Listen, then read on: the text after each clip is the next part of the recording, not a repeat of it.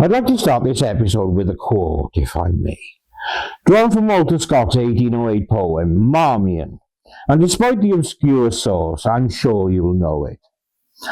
What a tangled web we weave when we practice to deceive. And boy, oh boy, have I got a tangled web for you that serves to show perhaps what happens if you order an assassin from Temu. While no one is actually killed in our tale, it's not for the want of trying. And were it not for the very real terror that one family experienced, it could almost be a cross between a Coen brothers movie and a Richard Curtis movie. Our events focus on 2019 and reach from the Midlands of England all the way across the Atlantic. This is the decidedly unusual story of Aimee Betro, and this is Murder of Crows.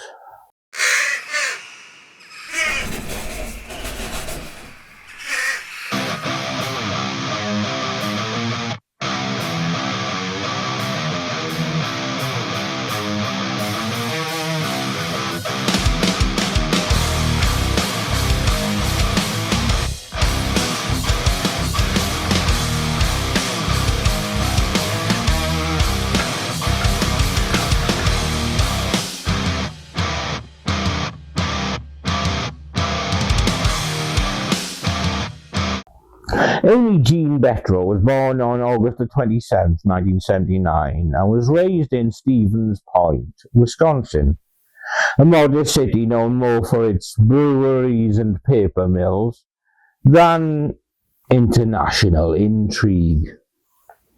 She attended Stevens Point area senior high school, graduating in the late 1990s. Before settling into what appeared to be an unremarkable middle-class existence. Those who knew her described a woman of average intelligence and ambition.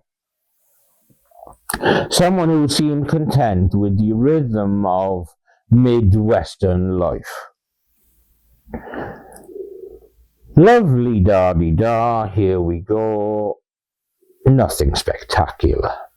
By the time she reached her early 40s, Betro had cobbled together a patchwork career, if you like, as a freelance graphic designer.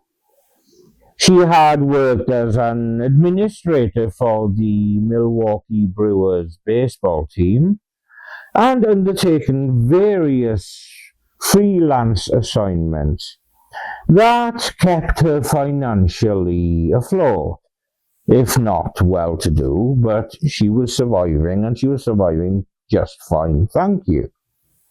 She had also spent time as a pet sitter and volunteer for local community initiatives, roles that painted a picture of a woman trying to find her place in the world. She had even developed a passion for disc golf, participating in tournaments and sharing photos of her hobby on social media. So from the outside looking in, Betro's life in West Allis, a suburb of Milwaukee, appeared stable and average. She lived modestly, maintained friendships, and seemed to harbor no criminal ambitions whatsoever. In fact, she had no criminal record, no history of violence, and nothing in her background that would suggest that she was capable of, I don't know, say, international assassination. Police would later describe her as completely ordinary and unexceptional. A police assessment that essentially meant that she possessed no qualities that would make her, suited for a life of crime. But beneath this facade of normalcy lurked something more troubling, I guess. Betro's personal life had been marked by disappointment and unfulfilled dreams. She had expressed a desire to leave Wisconsin, to escape the predictable patterns of small-town life, for something more exciting. She spent increasing amounts of time online, posting frequently on social media, and seeking connections beyond her immediate circle, both socially and geographically. Friends would later note that she seemed lonely, perhaps desperate for an adventure and a meaning in life that had become monotonous. I know the feeling, but I'd rather talk about crime than commit it, to be fair. But it was in this state of restlessness and dissatisfaction that Betro turned to online dating, searching for something or someone to inject excitement into her life. Little did she know that this decision would lead her down a path that would transform her from an anonymous graphic designer into an international fugitive known as the hit woman in the hijab. Things took a turn, did they not? To understand how Aimee Betro became embroiled in a murder plot, we must travel back to July 2018 and bob across the Atlantic to Birmingham in England. Because this story really begins not with Betro at all, but with two Pakistani British men, Mohammed Aslam and his son Mohammed Nabil Nazir, residents of Derby who frequently travel to Birmingham for its vibrant Pakistani British community. Understandable, nothing wrong there. Mohammed Aslam, then 50 years old, was a well-respected elder within his family. He had immigrated to England decades earlier, built a life through hard work, and raised his children in what he hoped would be a land of opportunity. His son Nazir, approximately 25 years old, straddled two different worlds, one rooted in his parents' traditions, and another firmly planted in modern Britain. He was tech-savvy, confident, and fiercely loyal to his family, particularly to his father, whom he admired deeply. During one routine shopping trip to Birmingham in July of 2018, Aslam and Nazir visited Noreen Seher Boutique, a clothing store owned by a man named Mohammed Aslat. They were searching for a wedding dress for a family member and believed they had found the perfect garment. Hurrah and huzzah, this is the one. However, when they attempted to negotiate the price, hoping to receive some kind of discount, Mohammed firmly declined. The price was fair, he insisted, and he would not go any lower. But the father and son weren't about to accept that. No, sirree. What should have been a simple disagreement over retail pricing quickly escalated into something more. Harsh words were exchanged, voices were raised, and within moments the argument turned physical. The boutique descended into chaos as punches were thrown, clothing racks were knocked over, and blood was drawn. Shocked onlookers watched as what began as a pricing dispute transformed into a full-blown brawl. I still can't understand how this descended into a fight, but ours is not to reason why, I suppose. Both Aslam and Nazir came away from the fight badly injured and bruised, but it was Aslam who bore the brunt of the violence.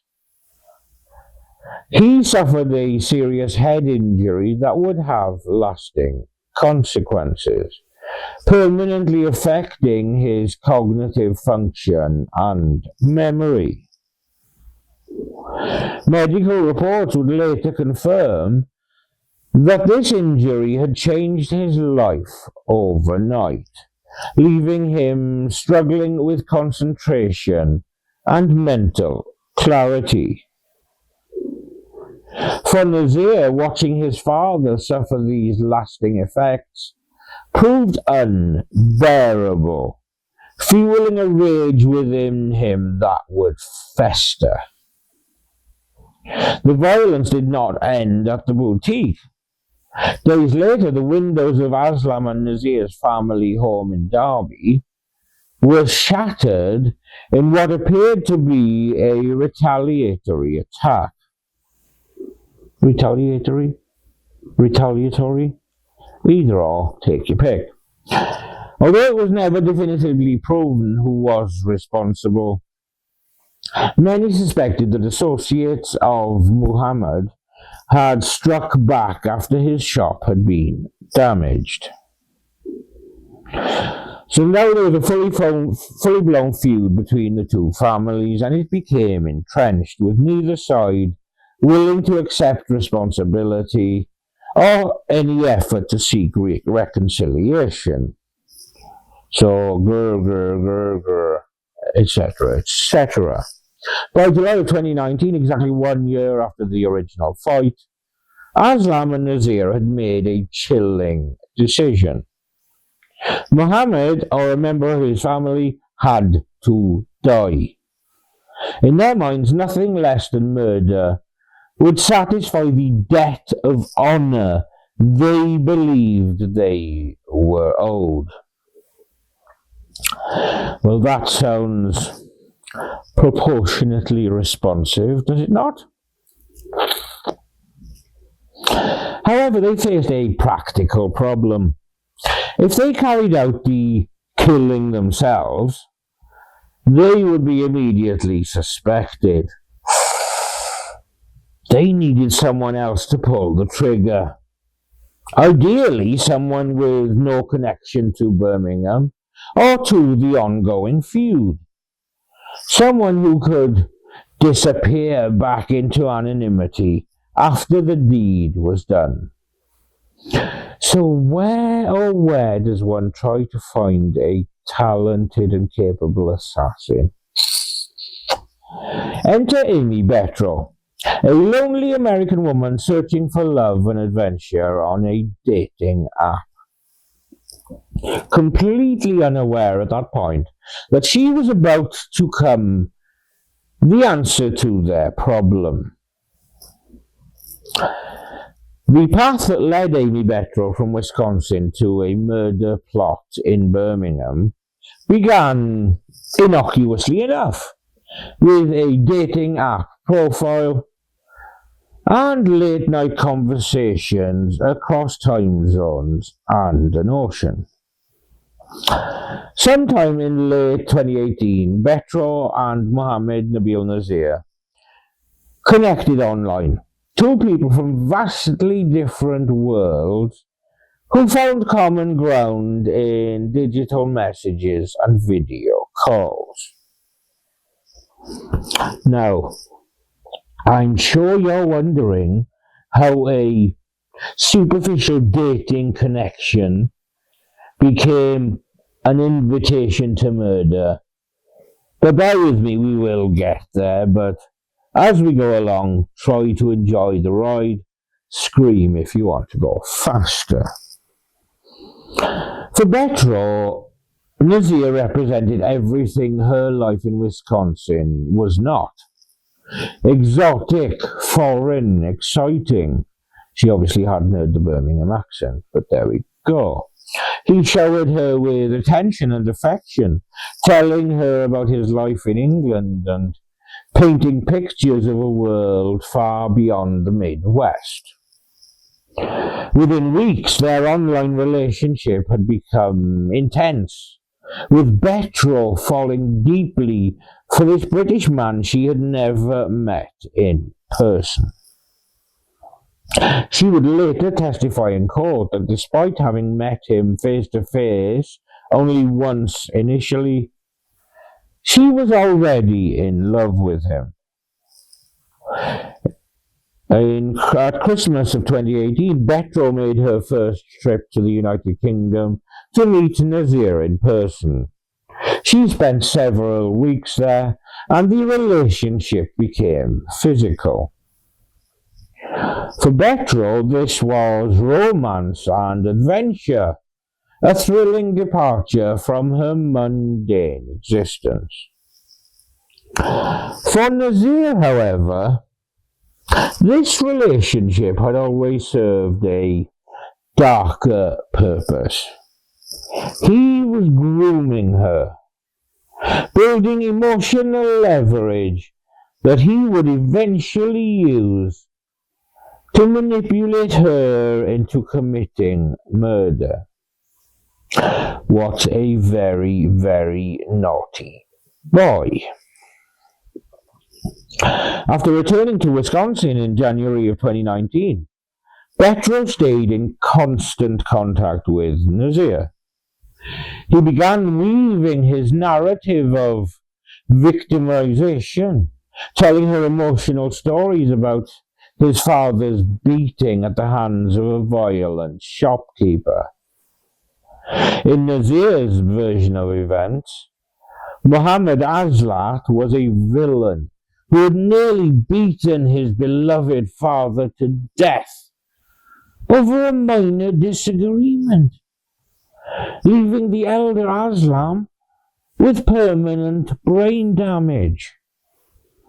He described himself as a dutiful son, seeking justice against a man who had destroyed his family's honor and his father's mind.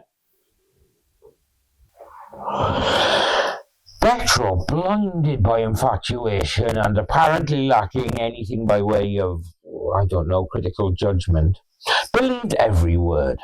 Her sympathy for Nazir's plight transformed into a willingness to help him achieve what he called justice. But there was, in reality, cold-blooded revenge. At some point during their communications, Nazir made an extraordinary request. Would she return to England and help him find revenge? Just a casual statement, Do you fancy killing someone for me if you're not too busy?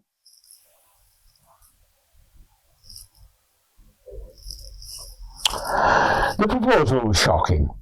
Nazir wanted Betro to become an international assassin, as you do, to travel thousands of miles to kill a man she had never met, had no quarrel with, and knew nothing about beyond Nazir's somewhat biased narrative.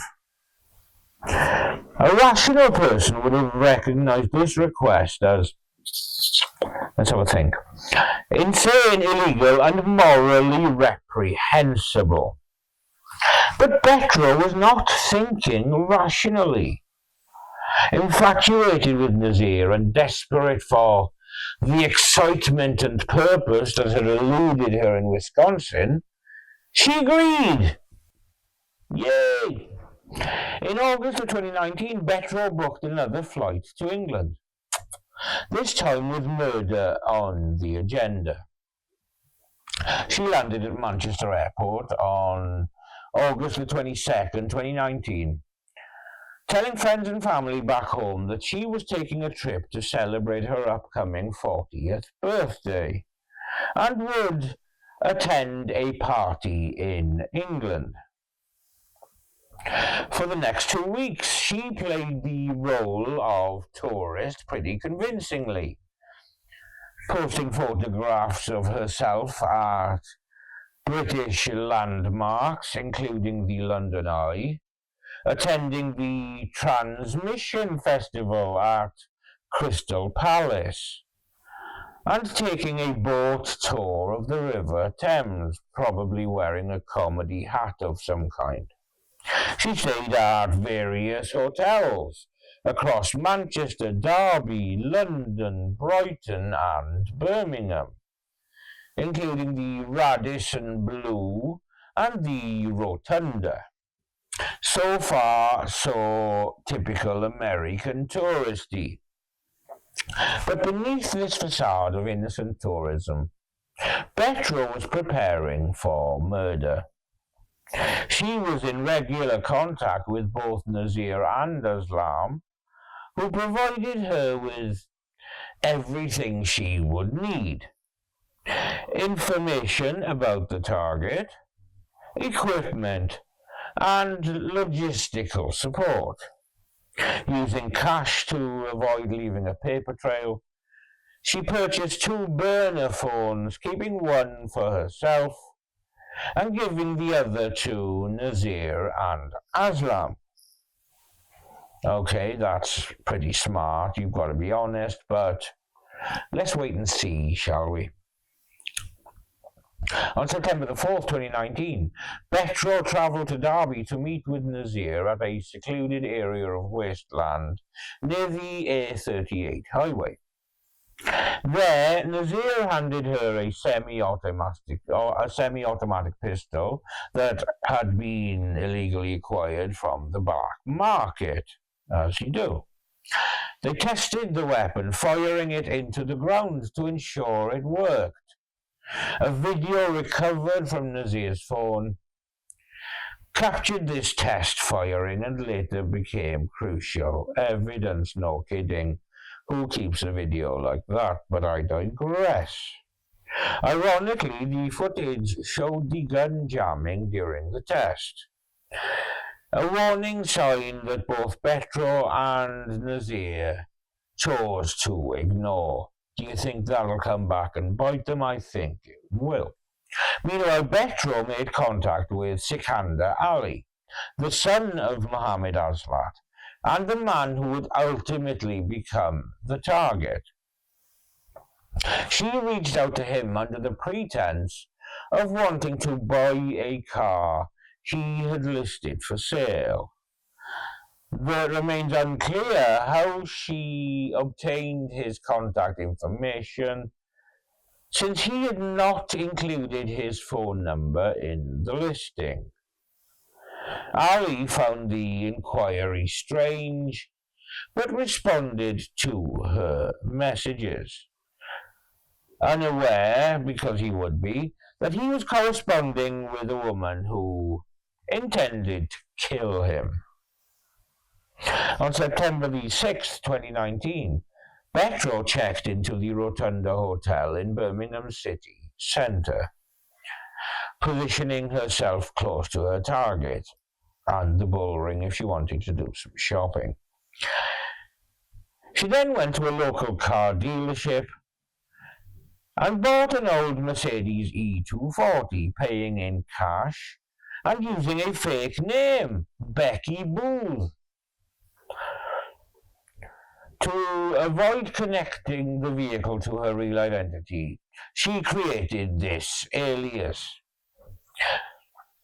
Though she undermined her own operational security by appearing at the dealership in a memorable outfit consisting of a summer dress, a hoodie, and flip-flops. The car salesman would later remember her vividly, describing her unusual appearance and the name that she provided. Not exactly flying under the radar, if I'm honest. Everything was falling into place for what Nazir and Islam believed would be a clean hit. Betro would appear, shoot either Mohammed or his son, and disappear back to America before anyone could connect her to the crime. In theory, it was a workable plan, fucking watertight. In practice, everything that could go wrong did go wrong, beginning with a weapon that refused to fire at the critical moment. The evening of September the 7th, 2019 was warm and ordinary in the quiet suburb of South Yardley, Birmingham. Residents were settling in for the weekend, unaware that a woman from Wisconsin was sitting in a Mercedes on Measham Grove, waiting to commit murder. Aimee Betro had dressed herself in a black niqab that concealed her face and identity, or so she believed at least. In the vehicle behind her, Aslam and Nazir waited in their red Volvo, acting as lookouts and coordinators. A decision that fundamentally undermined their plan to use an untraceable assassin. Yes, we'll use an untraceable assassin, but we'll go along anyway. I've said it before and will say it again. Something of an example of shitting on your own doorstep, to be fair. For approximately 45 minutes, Betro sat parked outside the home of Mohammed Aslam, watching and waiting. At approximately 8:10 p.m., Sikandar Ali arrived home in his black SUV, pulling into the cul-de-sac and parking in front of his family's residence. Betro, who had authorization to kill either Mohammed or any of his close relatives, mistakenly believed that Sikandar was actually his father. This case of mistaken identity meant that she was about to attempt to murder the wrong person, though she had permission to target him anyway. So, any targets a go? Maybe, I don't know, but that's by the by. Sikandar stepped out of his vehicle, completely unaware of the dangers lurking mere meters away. And that was when Betro made her move. She emerged from the Mercedes, dressed entirely in black, her face hidden by the niqab, and with a pistol clearly visible in her hand. Security cameras captured what happened next. Betro approached Sikandar calmly and deliberately, raising the semi-automatic weapon and pointing it directly at his head from point-blank range. She squeezed the trigger, and nothing happened. The gun had malfunctioned at the critical moment. For a split second that must have felt like an eternity, both Betro and Sikandar froze in shock and confusion. Then reality set in, and Sikandar's survival instincts kicked into overdrive. He dove back into his car, turned the key, and slammed the vehicle into reverse, desperate to escape. Meanwhile, Betro stood there, fumbling with the pistol. apparently unsure how to clear the jam. She kept pulling the trigger repeatedly, expecting different results, but receiving none. The fix was relatively simple for anyone with basic firearms knowledge, but as we know, Betro possessed no such expertise. As Sikander reversed his car at high speed, he smashed into the open door of Betro's Mercedes, bending it and leaving clear evidence that would tie her vehicle to the crime scene. Then he sped away into the darkness, narrowly escaping with his life.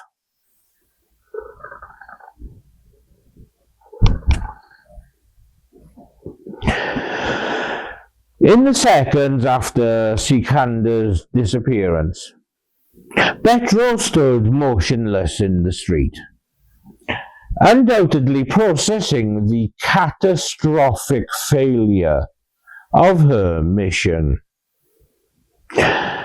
Her perfect plan had fallen apart spectacularly, and now she was past the point of no return. But rather than cutting her losses and fleeing immediately, Betro made a series of decisions that would seal her fate. She jumped back into her damaged Mercedes and drove it a short distance away before abandoning it on a nearby side road. Then she called a taxi, making her first major mistake by giving the dispatcher her phone number, location, and destination, being the Rotunda Hotel. Moments into the ride, Betro seemed to realize her error and changed her destination to a different address, but the damage was already done. The taxi company now had a record of her call, complete with her voice, location, and identifying information. Christ Almighty, always do your due diligence when arranging an assassin. Back at the Rotunda Hotel, Betro changed out of her kneecap and into a pair of distinctively patterned trousers and steel toe-capped work shoes, believing if police were searching for a veiled woman, she would no longer match the description. She then pulled out the burner phone and sent a taunting message to Mohammed, reading, "Where are you hiding?" And when he did not respond, she followed up with another message that revealed both her frustration and her weapon malfunction, with her saying, "Stop playing hide and seek. You're lucky the gun jammed." These messages, as we're all very much aware, represented another critical error in judgment.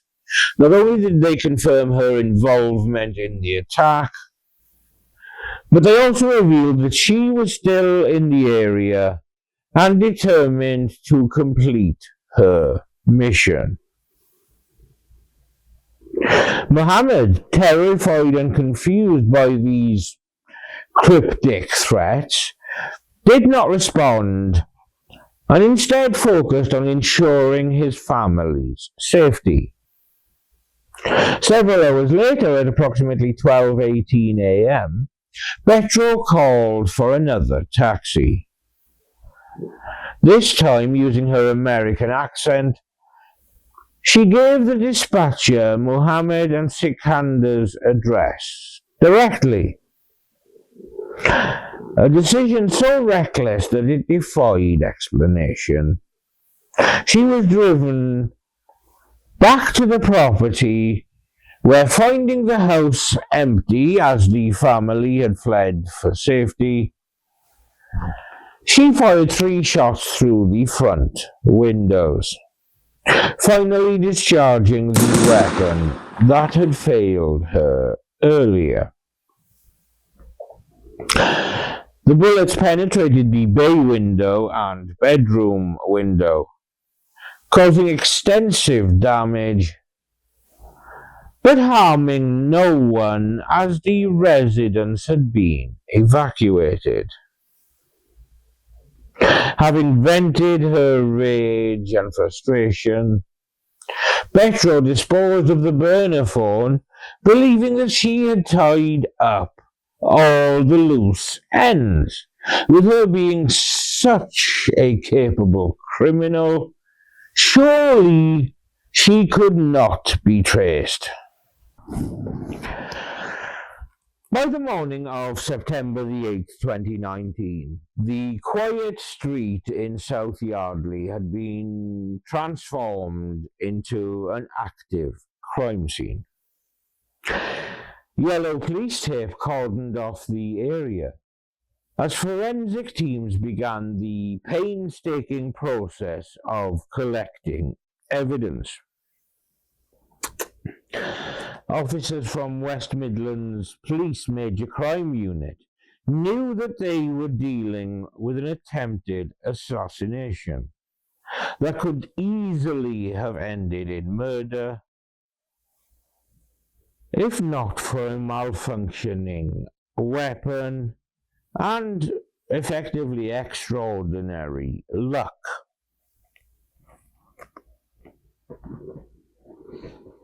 Sikandar Ali and his family were moved to a secure location, where investigators worked to determine who had targeted them and why. Given the history of the feud between the families, Mohammed Aslam and Mohammed Nazir immediately became persons of interest.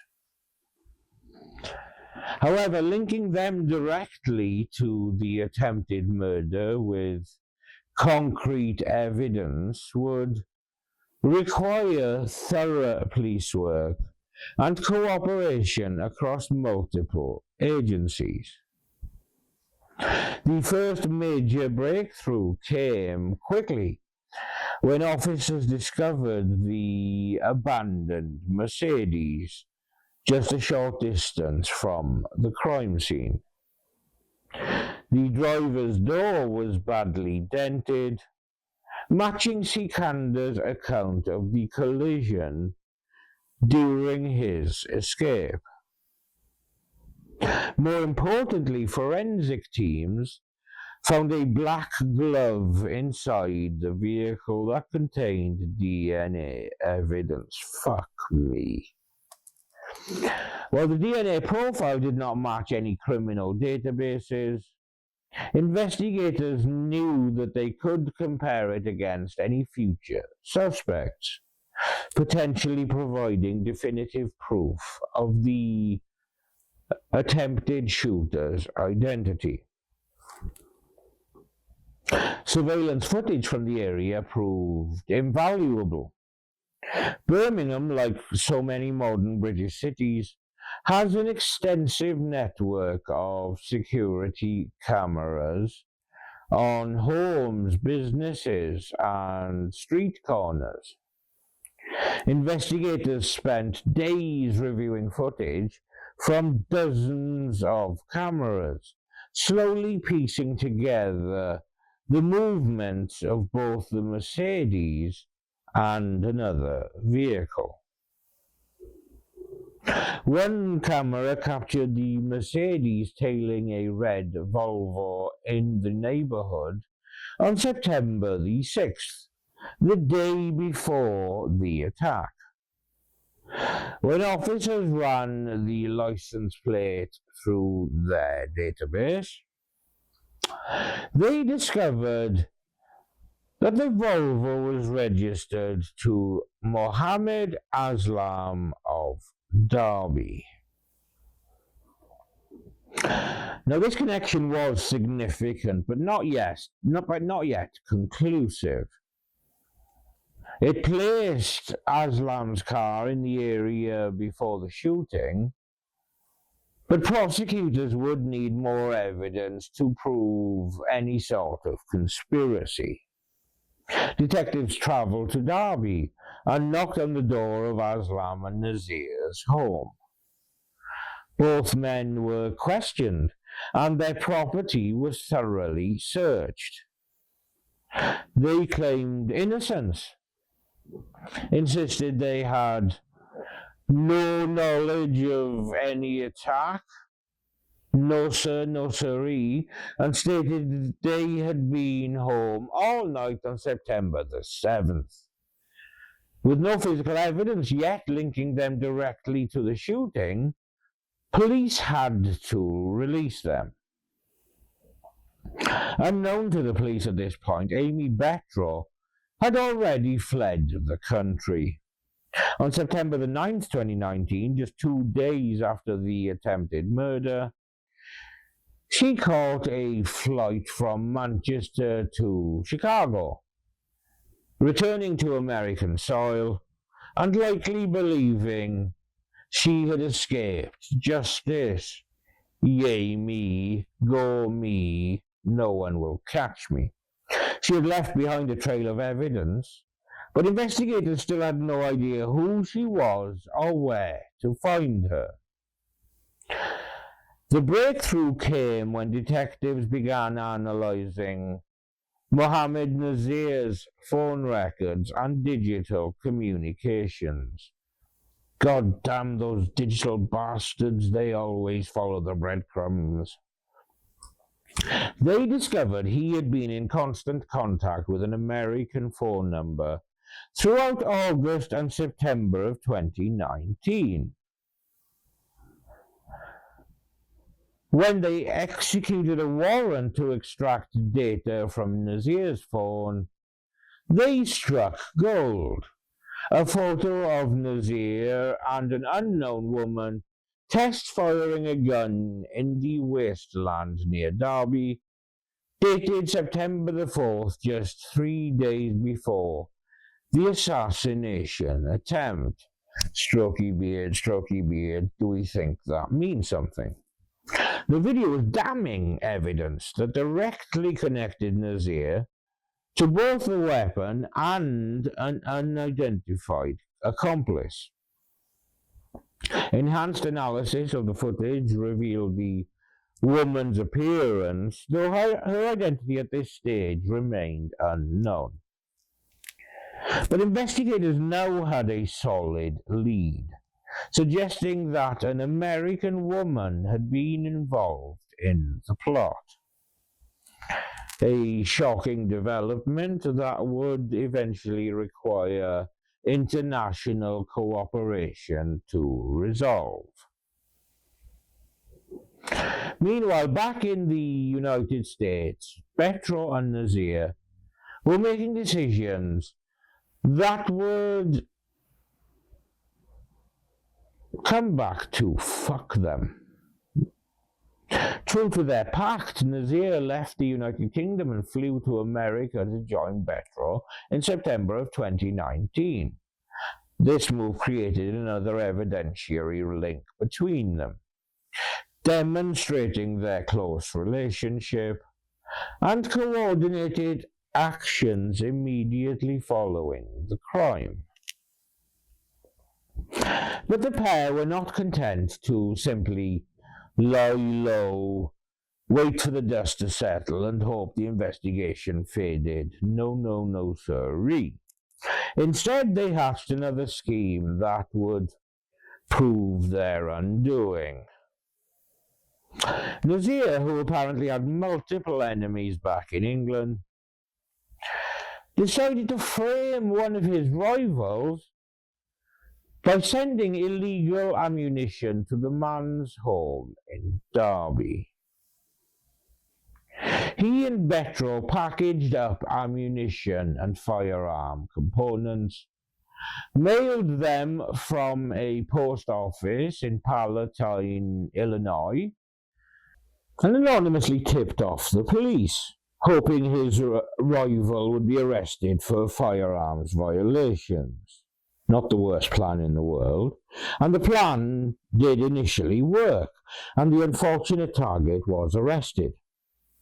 But investigators quickly became suspicious. The man had no motive to be involved in the Birmingham shooting, and no connection to the ongoing feud. Detectives decided to examine the seized ammunition more closely. And that's when they discovered something extraordinary. The DNA found on the ammunition matched exactly the DNA on the glove recovered from the abandoned Mercedes in Birmingham. Well, Poopy McPooperson. What were the chances? Suddenly, two seemingly separate incidents became connected through forensic evidence. The person who had attempted to murder Sikandar Ali was also the person who had mailed ammunition from the United States to frame an innocent man. Investigators traced the package back to its origin, obtaining the date, time, and specific post office location in Illinois where it had been sent from. Local authorities in Palatine, Illinois, were contacted, and they reviewed surveillance footage from the post office. Come on then. The cameras captured two individuals mailing the suspicious packages. A man and a woman who attempted to disguise their appearances. Despite their efforts, payment records told a different story. While they used a fake name to send the package, the transaction details provided investigators with the identity they had been searching for: Aimee Betro of Wisconsin. By 2020, British authorities had built a substantial case against Betro, Aslam, and Nazir. The Crown Prosecution Service began preparing formal charges, and an international warrant was issued for Betro's arrest. However, sensing the net closing around her, Betro made a drastic decision that would extend her freedom by 5 years.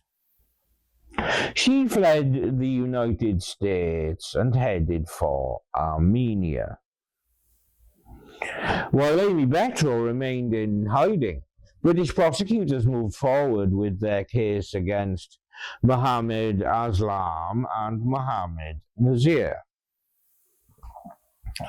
Both men were arrested and charged with conspiracy to murder, possession of firearms, and various related offences. Their trial began in June of 2024 at Birmingham Crown Court, where prosecutor Kevin Hegarty Casey laid out a compelling case built on phone records, surveillance footage, financial investigations, and the damning video of the gun test firing. Throughout the trial, both Aslam and Nazir maintained their innocence, denying any involvement in the assassination plot. What, Gov? Wasn't me, Gov. I know nothing. Wasn't even there. I don't even know you. I don't even speak English. Whatever. But the evidence against them was overwhelming. The prosecution demonstrated through mobile phone data that they had been in constant contact with Betro before, during, and after the attack. Surveillance cameras had captured their red Volvo in the neighbourhood on multiple occasions, including on the night of the shooting. Fuck me. Financial records showed they had provided Betro with money and resources. And most damningly, as we keep saying, the video on Nazir's phone showed him personally involved in test firing the would-be murder weapon. On June the 5th, 2024, after deliberating on the mountain of evidence, the jury returned with guilty verdicts. Mohammed Nazir was convicted of conspiracy to murder, possession of a firearm with intent to cause fear or violence, perverting the course of justice, and illegally importing firearms into the United Kingdom. His father, Mohammed Aslam, was found guilty of conspiracy to murder, though he was cleared of the firearms importation charge. On November the 7th, 2024, both men appeared before Judge Simon Drew KC for sentencing at Birmingham Crown Court. The judge acknowledged the seriousness of their crimes and the calculated nature of their plot. Mohammed Nazir, then 30 years old, received a sentence of 32 years imprisonment. His father, Mohammed Aslam, then 56, was sentenced to 10 years behind bars. Seems rather lenient.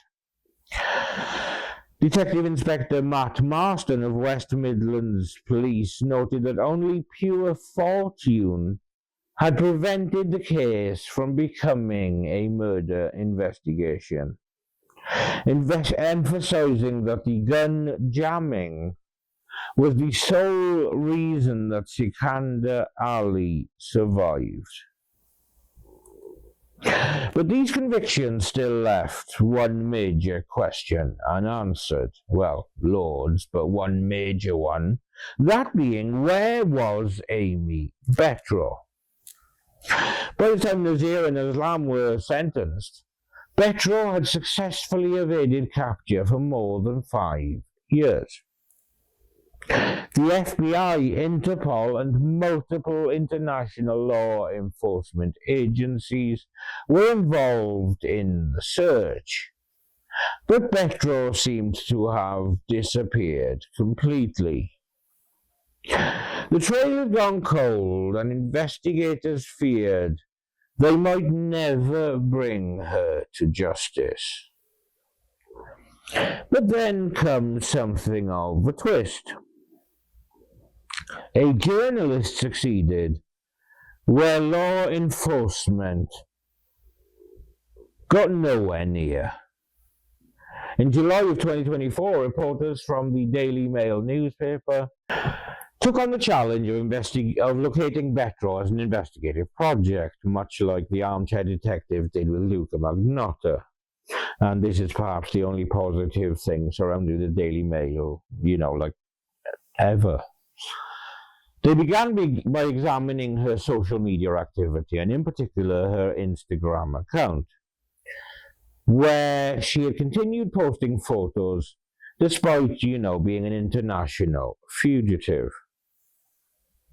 The Daily Mail team employed remarkably clever detective work, analyzing background details in Betro's Instagram selfies and sunset photographs taken from inside her living room.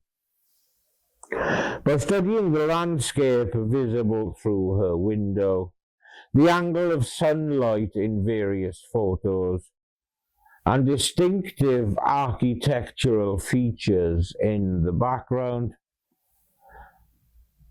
they triangulated her location to a gated housing complex in Prosian, a village on the northern outskirts of Yerevan, Armenia's capital city. The entire investigation took the journalists just 2 days. An embarrassingly short time compared to the years that multiple law enforcement agencies had spent searching. To confirm their findings, the Daily Mail obtained CCTV footage of a woman matching Betro's description running errands in the area, as well as a copy of her passport from the landlord.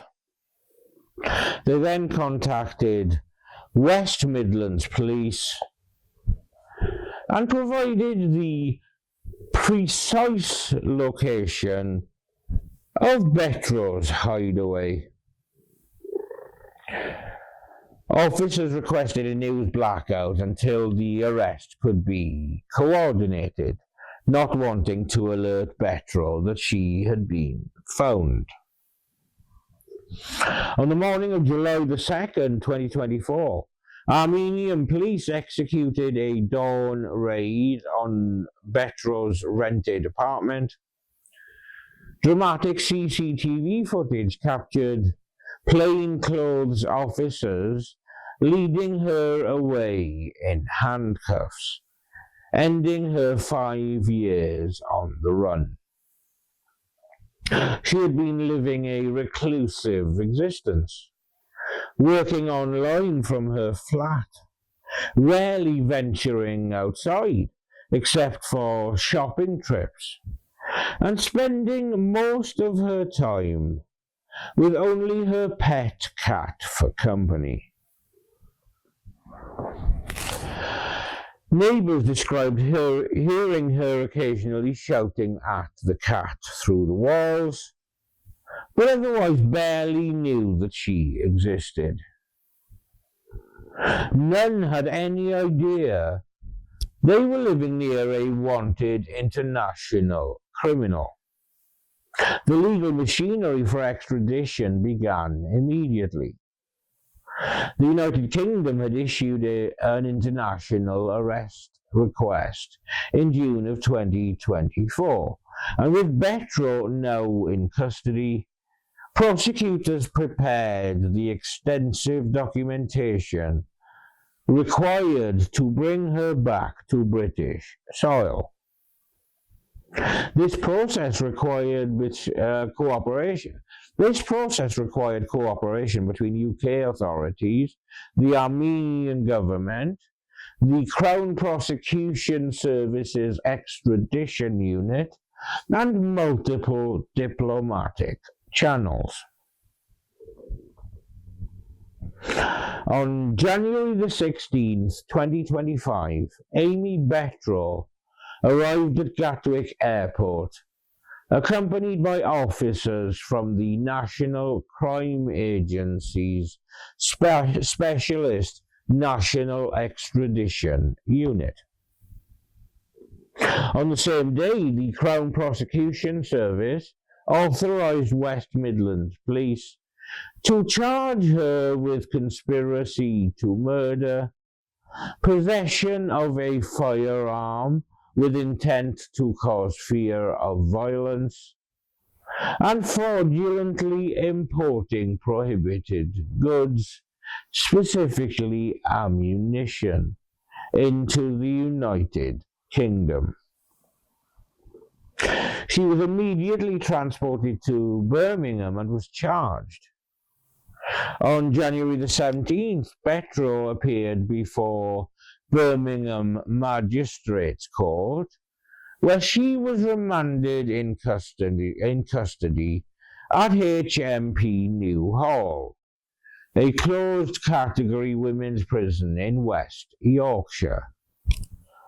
On February the 14th, she entered a plea of not guilty during a hearing at Birmingham Crown Court, appearing via video link from prison.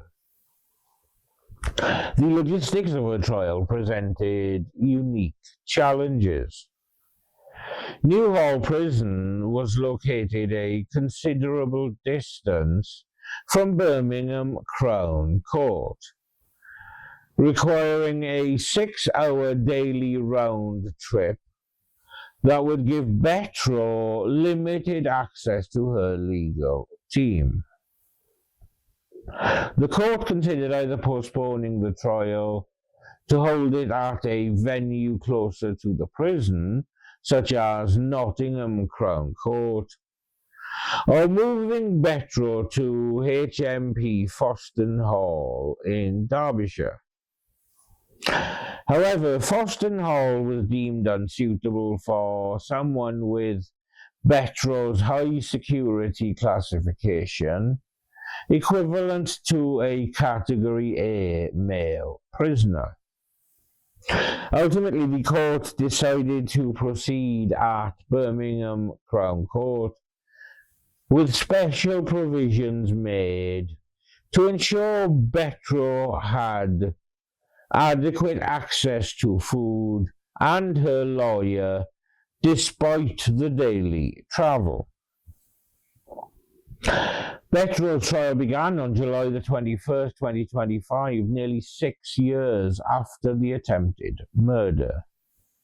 The case was prosecuted by Tom Walkling KC and defended by Paul Lewis KC, with Judge Simon Drew KC presiding. The prosecution presented a formidable array of evidence that included CCTV footage showing Betro waiting outside the victim's house, approaching Sakanda with the gun clearly visible, and then fleeing the scene.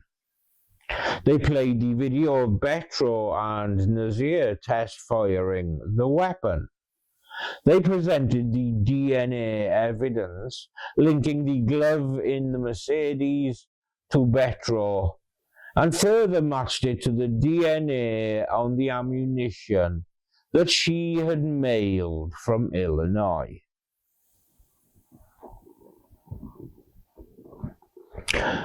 Phone records demonstrated Betro's communications with Nazir and Aslam throughout the planning and execution of the plot.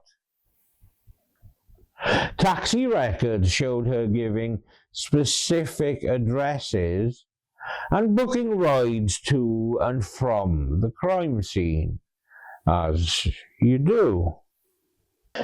The car salesman vividly remembered Becky Booth purchasing the Mercedes in her memorable outfit of hoodie and flip-flops. The prosecution even presented the taunting text messages that Betro had sent to Mohammed, including, "Stop playing hide and seek, you're lucky the gun jammed," which essentially amounted to a confession, fuck me. Faced with this mountain of evidence, Betro's defense strategy was to deny everything and propose an alternative theory that stretched credibility to its breaking point. Taking the stand in her own defense, Betro claimed she was innocent and had simply been in Birmingham to celebrate her 40th birthday.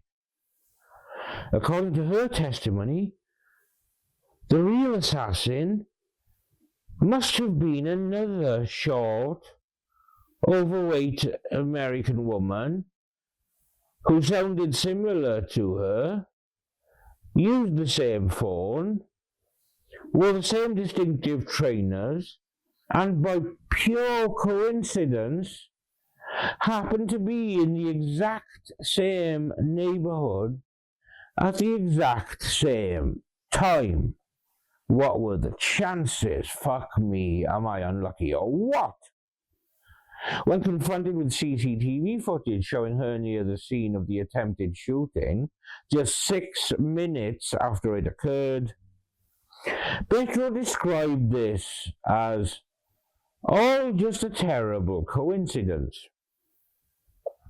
She told the jury that she had met Nazir on a dating app, had travelled to the UK to celebrate her birthday and attend a boat party, and had no reason or motive to harm anyone. She claimed she did not know Sikander Ali or his family, and suggested the prosecution had mistaken her for someone else. The jury was not persuaded, but it was a closer thing than it should have been. After nearly 21 hours of deliberation spread over several days, they returned with their verdicts on August 12, 2025. Betro was found guilty by a majority of 11-1 on charges of conspiracy to murder and possessing a self-loading pistol with intent to cause fear of violence.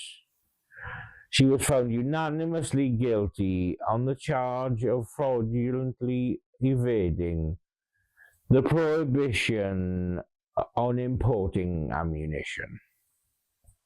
When the verdicts were read, Betro showed no obvious reaction, simply staring towards the jury bench before being led away. 9 days later, on August 21st, 2025, Betro returned to Birmingham Crown Court for sentencing. Appearing in a black cardigan over a white vest top, she showed no emotion as Judge Simon Drew KC delivered his sentencing remarks. The judge noted that Betro had gone beyond simply reaching an agreement to kill, and that in reality you did intend to kill Mr. Ali. He emphasized that Sikander Ali survived purely by a matter of chance due to the gun malfunctioning, and that Betro had been engaged in a complex, well-planned conspiracy to murder. The judge described how she had been recruited to conduct what was intended to be an execution, and further suggested that she had acted out of infatuation or love for Nazir. He referenced a letter Betro had written to him expressing remorse, and took into account her age, her previous good character, and the fact that she would serve her sentence far from home in a British prison. But despite these mitigating factors, the seriousness of her crimes required substantial punishment. Judge Drew sentenced Aimee Betro to 30 years imprisonment for conspiracy to murder, with concurrent sentences of 6 years for the firearm charge and 2 years for the ammunition importation charge.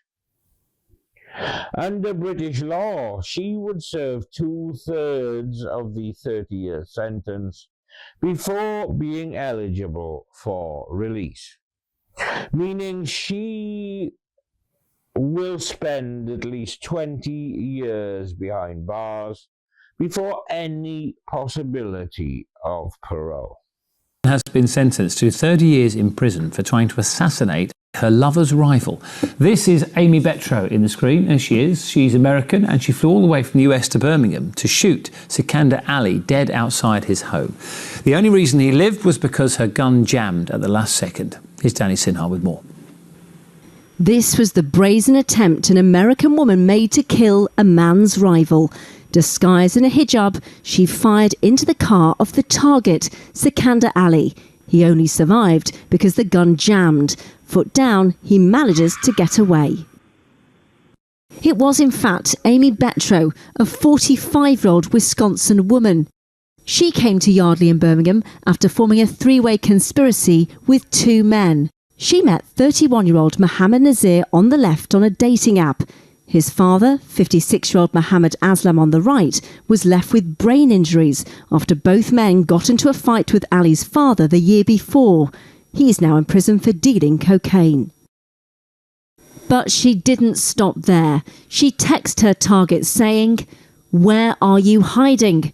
Even commenting, "Stop playing hide and seek. You are lucky it jammed." She even returned to the family home later that night, firing her gun. Remarkably, no one was hurt. I think this is a carefully planned, persistent, murderous plot. It's unbelievable to me that that would be conceived without careful, lengthy planning. Betro had told the court she flew to the UK to celebrate her friend's 40th birthday and knew nothing about the shooting, but the jury didn't buy it. She was also found guilty of importing gun parts to the UK from the States to try to frame someone else for the shooting, but Betro's DNA was found among it. Her co-conspirators are already serving prison sentences, and today she was given a 30-year jail sentence for masterminding an execution in broad daylight. Danny Sinha, 5 News. And that was one of the most improbable and batshit crazy assassination plots in recent criminal history. Note to possible criminals: thou shalt not find assassins on plenty of fish. But joking aside, only a jammed gun prevented this from being an actual murder with greater ripple effects. And though there was no murder victim as such, I will dedicate this episode to Mohammed Aslam and Sikandar Ali, whose fear until the perpetrators were all caught was very, very real. And their trauma needs to be remembered, despite the almost comedic plot to kill one or both of them. Thank you for watching another episode of Murder of Crows. Please leave a comment to let me know your thoughts on this absolutely batshit crazy mad as a box of frogs case. And subscribe if you haven't yet, as it really helps me out. But with that said, I'm Steve. This fluffball is Samson. Oh, you can tell he's a moody bastard, can't you? And we will see you when we see you.